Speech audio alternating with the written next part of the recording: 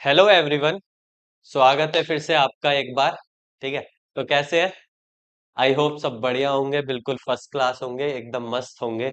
आ गए हैं हम फिर से अपनी एक क्लास लेकर, फिर से आपके साथ जुड़ चुके हैं। ठीक है बुढ़ू लोग, चलो। अब हमने अपनी लास्ट क्लास में कुछ बातें आपको ट्रिग्नोमेट्री के संदर्भ में यानी रिलेट करके बताई। आपको बताया हाइट एंड डिस्टेंस के बारे में। कुछ क्वेश्चंस आपको सिखाए कि कैसे आप लैंग्वेज पढ़ के सॉल्व कर सकते हो। फिर आपको बताया कैसे कैसे आप उन्हें बना सकते हो, उनकी फिगर्स को बना सकते हो और उनको सॉल्व कर सकते हो। उसी में आगे चलते हुए लास्ट क्लास में हमने डिस्कस कर लिया था क्वेश्चन नंबर 9 तक। अगर हमने लास्ट क्लास में क्वेश्चन नंबर 9 तक डिस्कस कर लिया था तो लेट्स स्टार्ट क्वेश्चन नंबर 10। अब अगर हम क्वेश्चन नंबर 10 की बात करें तो ये लिखा हुआ है क्वेश्चन नंबर 10। ब्लू कहाँ पे है? सफेद। क्वेश्चन नंबर 10 की अगर हम बात करें तो क्वेश्चन नंबर 10 में दिया हुआ है two poles of equal height. पहली ही लाइन क्या लिखी हुई है? Two poles of equal heights are standing opposite each other. दो पोल्स है इक्वल हाइट के, एक दूसरे के आमने सामने खड़े हैं, ऐसे फेस ऑफ चल रहा है, एक दूसरे से देख रहे कर ले रहे हैं पूरी। Which is 80 metre wide. यानी जो अपोजिट खड़े हैं एक दूसरे के, उनके बीच की जो दूरी है, और इससे करके इनके बीच की जो ये दूरी है, कह रहे हैं टोटल 80 मीटर है। कोई दिक्कत थोड़ी है। हाँ, from a point between them. इनके बीच में क्या लिया? एक पॉइंट। पॉइंट साइज ऑब्जेक्ट की बात है, कोई दिक्कत नहीं है। The angle of elevation of the top of poles are 60 degree and 30 degree. Find the height of poles and the distance between the poles. हमसे जो भी मांगेगा अपने आप निकल के आ जाएगा, बस क्वेश्चन को ध्यान से पढ़ना है। क्वेश्चन में समझ लो एक बात क्या दिया हुआ है, उसके बाद की कहानी कुछ नहीं है, बहुत सिंपल है। चलो, ये हमारी धरती माँ। चलिए, कह रहा है क्वेश्चन में, कह रहा है दो पोल्स है एक दूसरे के आमने सामने खड़े हैं इक्वल हाइट के। Tough task. एक तो हमसे टावर वाली कहानी बड़ी दिक्कत है। ये रहा एक ये रहा। अब देखिए क्या बन गया। चलो, ये दो टावर है एक दूसरे के आमने सामने खड़े हैं, इक्वल हाइट के हैं। अगर ये इक्वल हाइट के हैं तो क्वेश्चन हमें क्या देना चाहता है? क्वेश्चन देना चाहता है कि जो इसकी हाइट h होगी तो इसकी भी हाइट क्या होगी। यानी दोनों टावर्स में अगर एक की हाइट h है तो दूसरे वाले की भी हाइट क्या होगी? h ही होगी। ये हमें क्वेश्चन देना चाहता है। बाकी समझते हैं। हाँ, कह रहा है इनके बीच की जो चौड़ाई है, यानी ये वाला हिस्सा, क्वेश्चन में दिया हुआ है ये वाला हिस्सा कितने मीटर्स का है? 80 मीटर्स का। इनके बीच की जो चौड़ाई है, इनके बीच की जो दूरी है, वो टोटल कितनी है? 80 मीटर्स है। कोई दिक्कत नहीं, आगे पढ़ते हैं। सवाल में क्या कहा है? From a point between them. उनके बीच में क्या ले लिया? एक पॉइंट। कोई दिक्कत नहीं, उनके बीच में क्या ले लिया? एक पॉइंट। एक पॉइंट ले लिया तो उस पॉइंट से देखते हैं क्या कह रहा है। Between them on the road the angle of elevation top of poles are 60 degree and 30 degree. दोनों पोल्स के जो टॉप है उन पर एंगल बन रहे हैं, एक पर 30 डिग्री का और एक पर 60 डिग्री का। आप कोई से पे भी कोई सा बना सकते हो क्योंकि दोनों की हाइट इक्वल है, दोनों ही पोल्स इक्वल हाइट के हैं, तो आप कोई से पे भी कोई सा बना सकते हो, कोई दिक्कत नहीं है। किसी पे भी 30 डिग्री बना लो, किसी पे भी 60 डिग्री। मैंने ये इधर बनाया, इस वाले पोल के टॉप पर 30 डिग्री बना लिया, और इधर वाले पोल के टॉप पर, इधर वाले पोल के टॉप पर,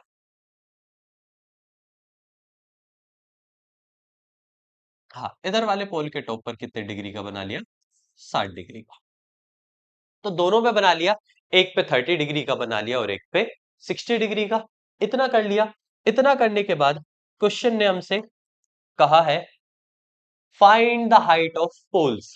क्या फाइंड करनी है हमें? हाइट ऑफ पोल्स, यानी एच की वैल्यू फाइंड करनी है। अब सारा समझिए। अब ये जो बीच में रोड में पॉइंट है, इससे एक तरफ तो आप मान लीजिए x और एक तरफ आप क्या मान लीजिए y।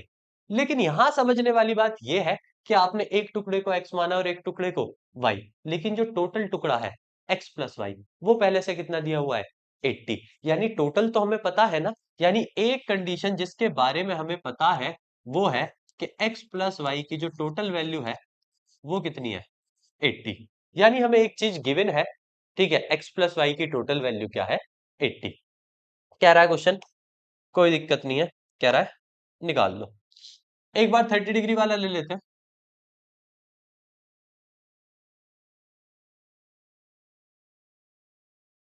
पहले 30 डिग्री वाला उठा लेते हैं, चलो।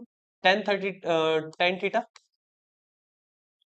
परपेंडिकुलर अपॉन बेस, एंगल हमने 30 डिग्री लिया है। परपेंडिकुलर की वैल्यू क्या है 30 डिग्री के लिए, तो 30 डिग्री के लिए परपेंडिकुलर एच है, और उस 30 डिग्री के लिए बेस की वैल्यू क्या है वाई। तो 30 डिग्री के लिए परपेंडिकुलर एच है और बेस की वैल्यू क्या है वाई।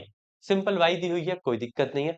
अगर टेन 30 डिग्री की बात करें, हाँ 30 डिग्री की वैल्यू क्या होती है 1/√3।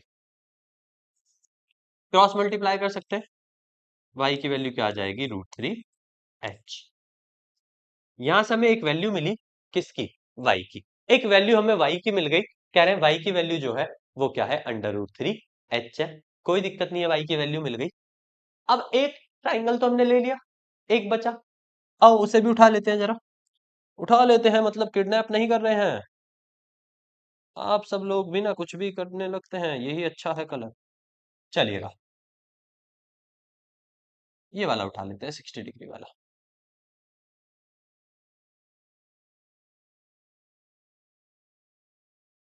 अगर हम 60 डिग्री वाले की बात करें, अगर हम 60 डिग्री वाला ट्राइंगल उठाएं, तो 60 डिग्री वाले में जो tan थीटा होगा वो परपेंडिकुलर अपॉन बेस होगा। अब यहाँ पे जो एंगल दिया हुआ है वो 60 डिग्री का दिया हुआ है, और आपको क्या वैल्यू दी हुई है परपेंडिकुलर, परपेंडिकुलर की वैल्यू h दी हुई है, और आपको बेस की वैल्यू क्या दी हुई है x। tan 60 डिग्री की वैल्यू √3 होती है, h अपॉन एक्स। x इधर आ जाएगा, तो √3x किसकी वैल्यू हो जाएगी h की। यानी यहां से हमें पता चला कि √3 किसकी वैल्यू है, √3x किसकी वैल्यू है h की। अब अगर आप क्वेश्चन में ध्यान से देखो, एक वैल्यू हमें x की पता है, चलो यहाँ से मतलब यहाँ y की पता है, तो यहाँ से x की निकाल लेते हैं, ठीक है, फायदा रहेगा। x की वैल्यू निकाल लेते हैं यहाँ से, चलो एक मिनट अंडू कर देते हैं इसको, ऐसा h अपॉन √3। जो ये √3 मल्टीप्लाई में था उधर डिवाइड में ले गए, तो मल्टीप्लाई से डिवाइड में जाके x की वैल्यू मिल जाएगी, x की वैल्यू मिल रही है h अपॉन √3। अब देखो क्वेश्चन में, एक वैल्यू मुझे y की पता है √3h, एक मुझे x की पता है h अपॉन √3। क्यों ना मैं यहां रख लूं, क्योंकि मेरे पास तीसरी कंडीशन भी है, तो क्यों ना यहाँ x की भी वैल्यू रख लूं और y की भी रख लूं, दोनों वैल्यू रख लूं एक एक करके। तो एक एक करके अगर मैं दोनों वैल्यू रखूंगा, तो देखो x की वैल्यू क्या रखूंगा h अपॉन √3, y की वैल्यू क्या रखूंगा √3h, टोटल 80 है, एलसीएम ले लूंगा। ओके, हमसे पंगा लेगा तो हम कुछ और कर देंगे, थोड़ा छोटा कर देंगे। तो टोटल वैल्यू 80 है। अगर मैं एलसीएम लूंगा, तो एलसीएम लेने के बाद ये हो जाएगा h प्लस 3h, यहाँ पे 1 मान के h plus 3h upon √3। Total ये कितना है 80। ऊपर हो जाएगा ये मल्टीप्लाई से डिवाइड में हो जाएगा, तो ये ओ डिवाइड से मल्टीप्लाई में हो जाएगा, तो ये हो जाएगा 80√3। 4 से आप 80 को काट सकते हैं 20 टाइम्स, तो जो h की वैल्यू आ गई वो कितनी आ गई 20√3 मीटर। क्वेश्चन में हमसे यही फाइंड करा रहा था, कह रहा था क्वेश्चन में यही फाइंड करो हाइट क्या होगी, तो हमने हाइट निकाल दी, हमारी हाइट कितनी आ गई 20√3 मीटर। सही है बड़े लोग। हाँ, और भी वैसे तो निकलवा रहा है डिस्टेंस बिटवीन द पोल्स, यानी एक्स और वाई की वैल्यू भी निकलवा रहा है, लेकिन अगर आपके पास एच की वैल्यू है, तो एच की वैल्यू पुट करो और आपको सारी वैल्यू मिल जाएंगी। एच की वैल्यू यहाँ रखने पे आपको एक्स मिल जाएगा, एच की वैल्यू यहाँ रखने पे आपको वाई मिल जाएगा। चलो मिल क्या जाएगा, मिला देते हैं रे बड़ू। एच की वैल्यू कितनी निकाली है 20√3, √3 3 होता है, और 3 की मल्टीप्लाई 20 में होगी, तो ये टोटल कितना हो जाएगा 60। समझदारी वाली बात ये है, दोनों डिस्टेंस टोटल कितनी थी 80, उसमें से अगर y 60 हो गई, तो ये क्लियर है अगर दोनों 80 थी, y 60 हो गई, तो दूसरी जो बची होगी वो सिर्फ कितनी बची होगी? 20 मीटर। ये हमारा आंसर है। ओके, इधर ये हमारा आंसर है। तो हमारे क्वेश्चन में तीन चीजें पूछी गई। उसके लिए हमने क्या करा? एक ट्राइंगल लेके एक कंडीशन निकाली, दूसरा ट्राइंगल लेके एक और कंडीशन निकाली, और वो दोनों कंडीशन उठा के वहां पुट कर दी। जो तीसरी कंडीशन हमें दी हुई थी, ऐसा ये कंडीशन हमको दी हुई थी, ठीक है, उसमें पुट कर दी। आ गया टोटल। कोई दिक्कत है? दिक्कत नहीं लेने का है रे, दिक्कत को नहीं लेने का है, दिक्कत को दूर करने का है। ठीक है, तो ये था क्वेश्चन नंबर 10। अब आगे चलते हैं, क्वेश्चन नंबर 11। हाँ हाँ हाँ, हमको ना तुम समझाओ। क्वेश्चन नंबर 11 में आपको फिगर दी हुई है। अगर क्वेश्चन नंबर 11 में आपको फिगर दी हुई है, हमसे बड़ा कौन है भाई खिलाड़ा? चलिएगा पेड़ू। हाँ, इसकी जरूरत है। इधर रख लेते हैं। कौन सा कलर है रे? ओ भगवा। चलो भगवा, चलो भगवा। चलो, अगर हम बात करें क्वेश्चन नंबर 11, है, तुमसे थोड़ी कुछ कह रहे। ओहो, अब ये भी दिक्कत आएगी। चल छोड़ो। अगर हम बात करें क्वेश्चन नंबर 11 की, तो क्वेश्चन नंबर 11 में कह रहा है a TV tower stands vertically on a bank. यानी फिगर आपको दी हुई है, मेन तो यही है कि क्वेश्चन पढ़ लो एक बार। ठीक है, फिगर आपको दी हुई है, फिगर में ही अगर चाहो तो बात कर सकते हो। क्या?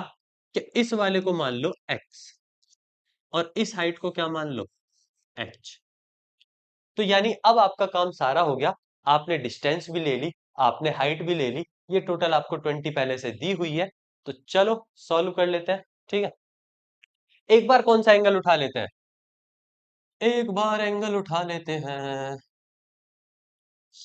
60 डिग्री। अगर आप 60 डिग्री को उठाते हो, यहां ध्यान से देखना, ये रहा 60 डिग्री, ये रहा 60 डिग्री। अगर आप 60 डिग्री को लेते हैं, तो यानी आप tan थीटा ले रहे हैं। क्या होता है? Perpendicular upon base. इसका मोटापन इतना काहे कर रखा है रे? चलिएगा, तो अगर आप बात करें tan थीटा, थीटा कितने डिग्री वाला ले रहे हैं आप? 60 डिग्री वाला। उसके लिए बात करें अगर परपेंडिकुलर की, तो कुछ गड़बड़ कर लिखा है bro। चलो, अगर उसके लिए बात कर रहे हैं हम 60 डिग्री वाले की, तो 60 डिग्री के लिए परपेंडिकुलर क्या है? h, बेस क्या है? x। तो यहां से परपेंडिकुलर h है, हाँ, बेस की वैल्यू x है। tan 60 की जो वैल्यू होती है वो √3 होती है। x इधर मल्टीप्लाई में आ जाएगा, तो √3x वैल्यू हो जाएगी किसकी? h की। h की वैल्यू हो जाएगी √3x। यहां से हमने एक वैल्यू निकाल ली h की। अब एक और ट्राइंगल दिया हुआ है, उठा लेते हैं उसको भी, टिंग टिंग टिंग करके। हाँ, ये पिंक तो हम ले लिया है ना, लाल लोगे? लाल है, सारा ठेला लाल है। ये रहा भैया, ये रहा भैया लाल, ये रहा। यहां से लेके पूरा का पूरा 30 डिग्री का ट्राइंगल है। इस अगर ट्राइंगल को उठाएं हम, कहीं इतना भी छोटा नहीं करने का है रे। चलो, अगर वहां से उस पूरे को उठाएं, तो कहते हैं tan थीटा जो होगा वो परपेंडिकुलर अपॉन बेस होता है। कितने डिग्री है? 30 डिग्री। देखो, 30 डिग्री के लिए परपेंडिकुलर पूरा का पूरा h ही है। अगर बेस की बात करें, तो बेस पूरा का पूरा क्या हो गया? 20 प्लस एक्स। क्योंकि बेस में 30 डिग्री वाले के लिए बेस में आधा 20 है, आधा x है, तो टोटल करेंगे तो टोटल हो जाएगा वो 20 प्लस एक्स। टेन 30 डिग्री की value 1/√3 h upon 20 plus x. Cross multiply कर ले, 20 प्लस एक्स की वैल्यू जो हो जाएगी वो √3h हो जाएगी। अब यहाँ h की वैल्यू दी हुई है हमें √3x, तो वहां पुट कर लेते हैं h की जगह।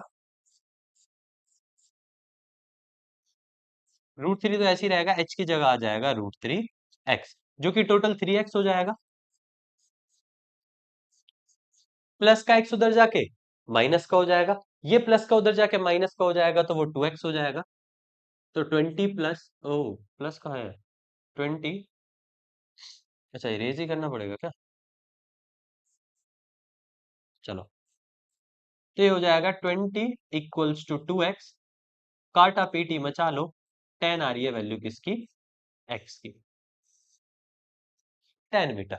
यानी जो एक्स की वैल्यू आ रही है वो क्या आ रही है, 10 मीटर। क्वेश्चन में आपसे मांगा क्या था, find the height and width of canal.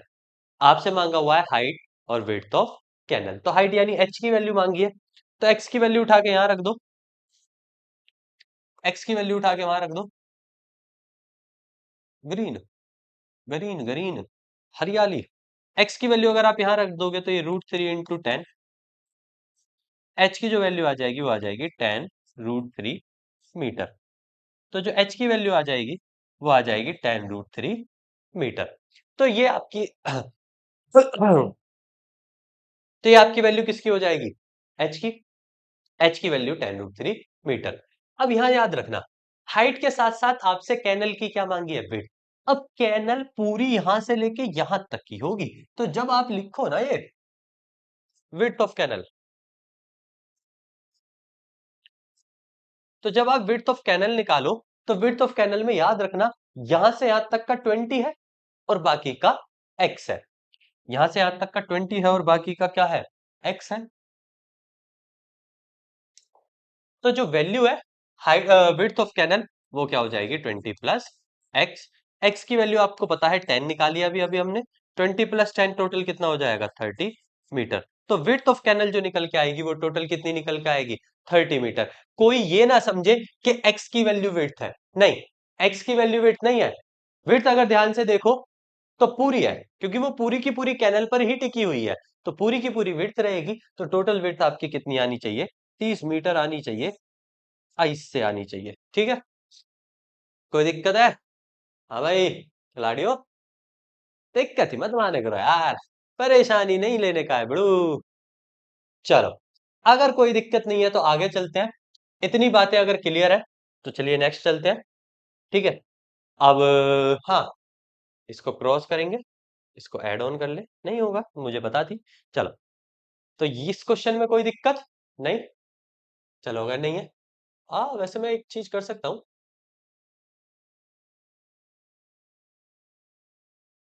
है ना, चल देखते हैं।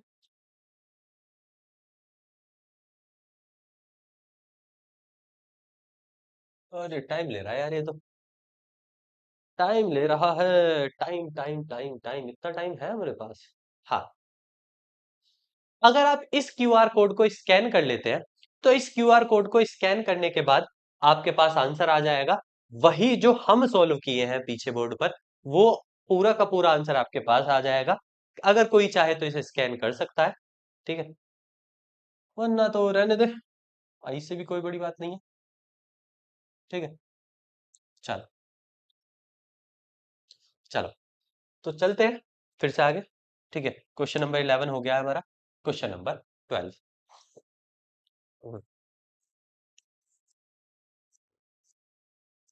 क्वेश्चन नंबर 12 पढ़ते हैं। कह रहा है, from the top of a 7 metre high building, एक 7 मीटर ऊंची बिल्डिंग है, 7 मीटर हाई बिल्डिंग, उसके टॉप से द एंगल ऑफ एलिवेशन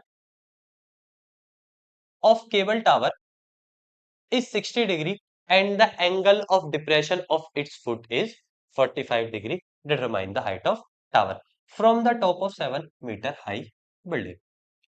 एक 7 मीटर ऊंची बिल्डिंग है, ये बना दी मैंने भाई बिल्डिंग, 7 मीटर ऊंची, कोई दिक्कत नहीं है। हाँ, बिल्डिंग हम ऐसा बनाते हैं, ऐसा बना लेगा। चलो, the angle of elevation top of cable tower is 60 degree. Angle of elevation बन रहा है किस पर, टॉप पर किसके, केबल टावर के, 60 डिग्री का, और angle of depression of its foot is 45 degree. Determine the height of tower. यानी यहां बिल्डिंग के साथ साथ कोई टावर भी है,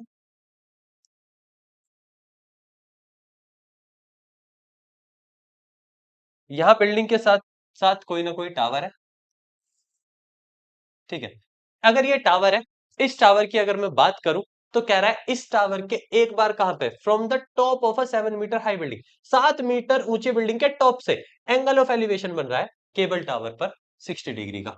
अब यहां से बन रहा है, देखो, top of 7 metre high building से एंगल ऑफ एलिवेशन बन रहा है केबल टावर के टॉप पे। अब बिल्डिंग देख तो सीधा सकती थी ना, बिल्डिंग देख तो सीधा सकती थी। मतलब कोई भी इंसान है या कुछ भी है जो बिल्डिंग पे बैठा होगा, वो देख तो सीधा सकता था, लेकिन उसने सीधा नहीं देखा, ऊपर की तरफ देखा, केबल टावर के टॉप पर।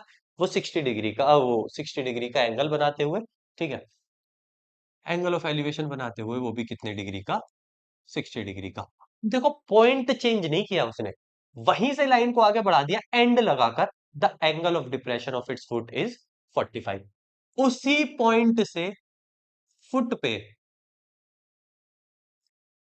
उसी पॉइंट से फुट पे जो एंगल ऑफ डिप्रेशन बना, एंगल ऑफ डिप्रेशन मैंने आपको पहले दिन पढ़ाया था, ठीक है, जब ऊपर से कहाँ को देखते हैं, नीचे को। तो जब लाइन ऑफ सीधा देख सकता था ऊपर, मतलब मैं ऐसे सीधा देख सकता हूँ, लेकिन मुझे सीधा ना देख के नीचे देखना है, तो नीचे देखने के लिए मुझे क्या क्रिएट करना पड़ता है, डिप्रेशन, डिप। ठीक है, इंट्रोडक्शन में बताए थे। जिसने इंट्रोडक्शन नहीं देखा है, तो एक बार जाए इंट्रोडक्शन देख ले, हमारी इंट्रोडक्शन की वीडियो पड़ी हुई है, ठीक है। अब यहां बात करें अगर 45 डिग्री वाले की, तो ये 45 बन गया एंगल ऑफ डिप्रेशन। अब वही बात है, ये 7 मीटर है, तो ये वाली वैल्यू भी क्या रही होगी, 7 मीटर। अब क्या रहा है, एक एक करके सारी चीजें बताओ, कोई दिक्कत नहीं, एक एक करके ले लेते हैं, क्या क्या नहीं पता। हमें ये एच नहीं पता, और ये वाला एक्स भी नहीं पता। अच्छा याद रखना, अगर ये एक्स है तो ये वाला हिस्सा भी एक्स ही होगा, ये दोनों सेम ही हिस्से हैं। चाहे आप नीचे डिस्टेंस ले लो, आप डिस्टेंस ऊपर ले लो, अगर नीचे एक्स बन रही है तो ऊपर भी डिस्टेंस क्या बनेगी, एक्स। तो ये दोनों हिस्से सेम ही होंगे, तो इन दोनों हिस्सों से तो घबराने की आपको कोई जरूरत ही नहीं है। चलो, चले स्टार्ट करें तो फिर। इतनी बातें आपको क्वेश्चन में दी हुई थी, अब खेल शुरू करते हैं हम अपना। ले लेते हैं दोनों करके, एक एक ट्राइंगल को ले लेते हैं एक एक बार। चलो एक बार 45 डिग्री वाला ले लेते हैं। ये रहा 45 डिग्री वाला, ये रहा 45 डिग्री वाला।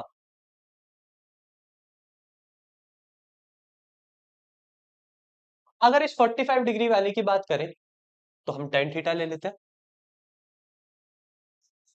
Perpendicular upon base. थीटा की वैल्यू 45 डिग्री ले लेते हैं। 45 डिग्री के लिए परपेंडिकुलर कौन है, 45 डिग्री के लिए परपेंडिकुलर का काम कर रहा है 7, उसके लिए उसके बेस का काम, क्योंकि ये 45 है तो ये बेस रहा होगा, तो बेस का काम कौन कर रहा है, एक्स। तो परपेंडिकुलर का काम 7 मीटर कर रहा है, और बेस का काम कौन कर रहा है, एक्स। टेन 45 की वैल्यू 1, मल्टीप्लाई करेंगे तो एक्स की वैल्यू क्या आ जाएगी, 7 मीटर। देखो यार, हमने आपको बताया दोनों करके आपको एक एक ट्राइंगल लेने हैं, दोनों करो, एक एक ट्राइंगल उठा लो, करते जाओ यार, क्या दिक्कत है। एक एक ट्राइंगल लो वैल्यू मिलती चली जाएंगी आपको। हमने 45 डिग्री वाला ले लिया, चलो एक बार 45 डिग्री वाला ले लिया, तो एक बार दूसरा ले लेते हैं, 60 डिग्री वाला। ये रहा 60 डिग्री वाला, कोई दिक्कत थोड़ी है यार, ये रहा 60 डिग्री वाला।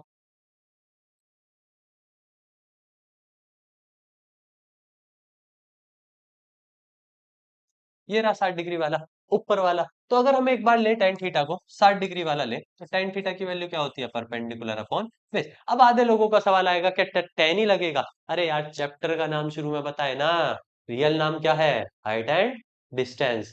कोई भी हाइट है और डिस्टेंस है, तो हाइट परपेंडिकुलर बनाती है, डिस्टेंस बेस को बनाती है। तो ये परपेंडिकुलर बना, ये बेस बना, हो गया ना परपेंडिकुलर और बेस टेन। हम भाई तो समझ ही नहीं रहा है बड़ू। चलो भाई, तो थीटा की वैल्यू क्या ले सकते हो आप, 60 डिग्री, परपेंडिकुलर। थीटा के लिए परपेंडिकुलर का काम कौन कर रहा है, उसके सामने वाली साइड एच। और थीटा के लिए 60 डिग्री के लिए उसका बेस का काम कौन कर रहा है, नीचे वाले एक्स। टेन 60√3 होता है। एक्स की वैल्यू अभी अभी हम निकाले, कितनी थी, 7।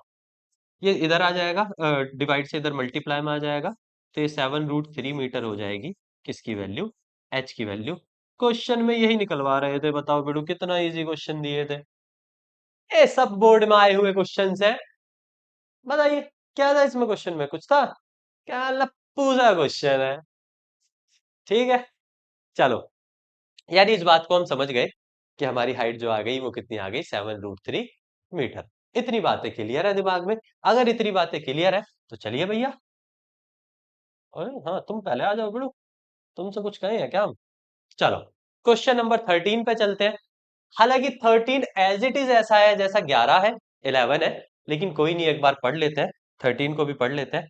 ठीक है, ये क्वेश्चन समझ आया ना। चलो 13 पे चले। ठीक है, बहुत सारी चीजें पढ़नी है ऐसे तो। Question number 13। अगर मैं बात करूं क्वेश्चन नंबर 13 की, तो कह रहा है as observed from the top of a 70 metre high build lighthouse. अगर 75 मीटर हाई लाइट हाउस है, लाइट हाउस कुछ इसी तरीके से बनता है, मैं तो नहीं बनाने वाला, आर्ट्स में जाना पड़ेगा उसके लिए।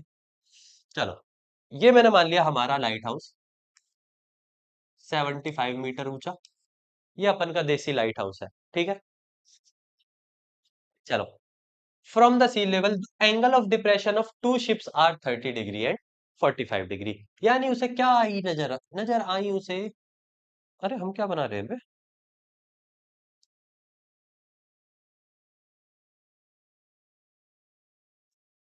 ये देखो, ये देसी शिप है, ठीक है। ये शिप है आईसी, इस पे ट्राइंगल बना दे। एक शिप यहाँ नजर आई उसे।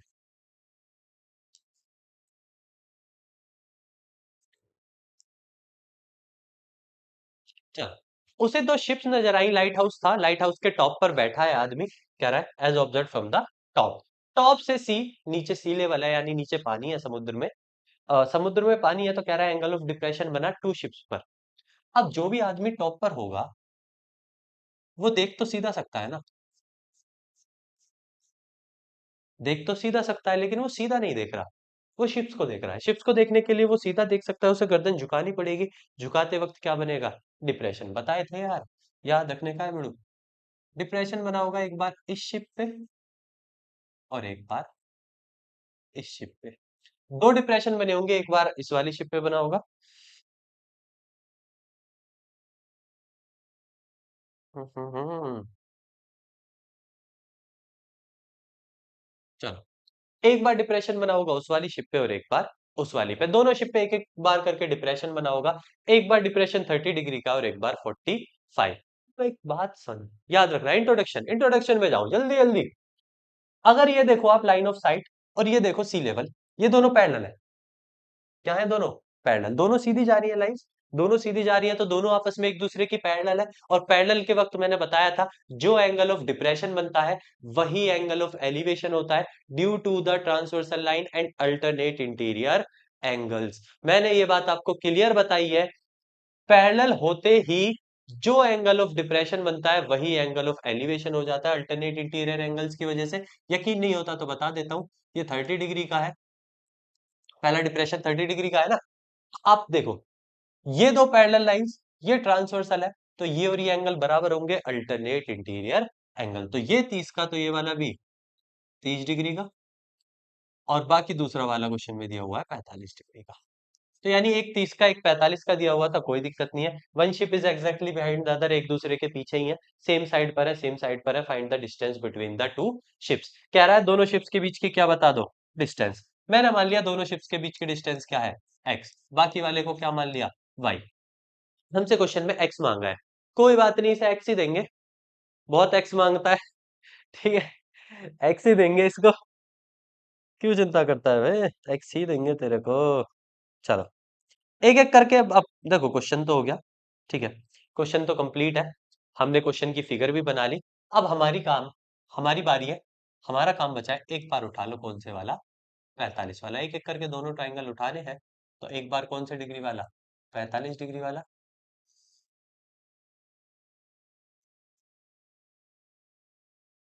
एक बार अगर आप 45 वाला उठाते हैं, तो आप टेन थीटा लेंगे। टेन थीटा होता है परपेंडिकुलर अपॉन बेस। थीटा यहाँ पे कितना दिया हुआ है, 45 डिग्री। उस वक्त परपेंडिकुलर की वैल्यू क्या है, 75, और बेस की वैल्यू क्या है, वाई। देखो, ये रहा 45, 45 के सामने परपेंडिकुलर होगा, तो 45 के जो सामने है वो 75 है, और 45 के बेस में आपका मतलब नीचे आपका बेस होगा, तो नीचे क्या है, वाई। तो टेन 45 की वैल्यू 1 होती है, वाई इधर आ जाएगा, तो वाई की वैल्यू क्या आ गई, 75 मीटर। यहां से आपको एक वैल्यू मिल गई किसकी, वाई। वाई की वैल्यू कितनी मिली आपको, 75 मीटर। कोई दिक्कत नहीं है, दूसरा ट्राइंगल उठा लेते हैं, ये रहा।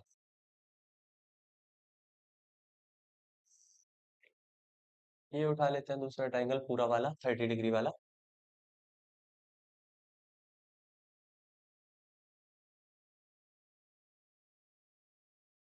ये उठा लेते हैं 30 डिग्री वाला। अगर इस 30 डिग्री वाले को उठाते हैं और टेन 30 डिग्री लगाते हैं हम,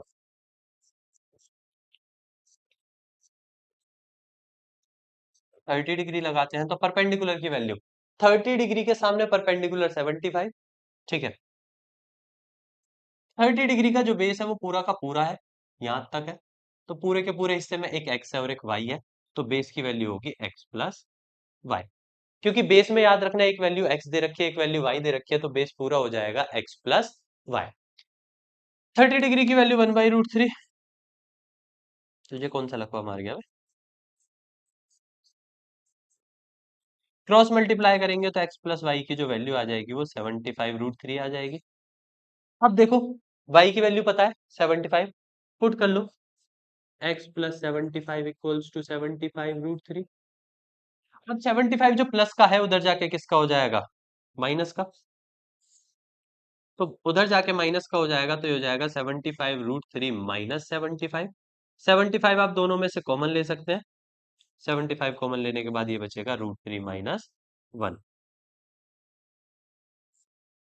आंसर आपका, यानी आपके x की वैल्यू क्या आ जाएगी? 75√3 माइनस 1। आपसे यही x था जो क्वेश्चन में मांग रहा था, दोनों शिप्स के बीच की डिस्टेंस, और दोनों शिप्स के बीच की डिस्टेंस आपकी कितनी आ जाएगी? 75 ब्रैकेट √3 माइनस 1। यही आपका आंसर है। ठीक है, इतनी बातें, ये वही आपके वैसे ही क्वेश्चन है जैसे क्वेश्चन हम डिस्कस करते आ रहे हैं। ठीक है, अगर इतनी बातें क्लियर है तो बाकी के क्वेश्चंस हम करेंगे आगे। तब तक के लिए इन क्वेश्चंस की प्रैक्टिस करते रहिए। ठीक है, अच्छे से पढ़ते रहिए, करते रहिए, और जुड़े रहिएगा हमारे साथ। ऐसे ही करते रहेंगे क्वेश्चनों को, कोई दिक्कत नहीं लेंगे बिड़ू। ठीक है, आप सब हमारे बिड़ू हैं। बाकी के क्वेश्चंस हम डिस्कस करेंगे अपनी अगली क्लास में। तब तक के लिए इंतजार कीजिए और बने रहिएगा हमारे साथ। मेंटोर, आपके होस्ट, घोस्ट घोस्ट तो नहीं हो सकते रे, आपके होस्ट दोस्त, ठीक है, सब आपके हम ही हैं। ठीक है, हमारे साथ जुड़े रहिएगा, मजे से पढ़ेंगे।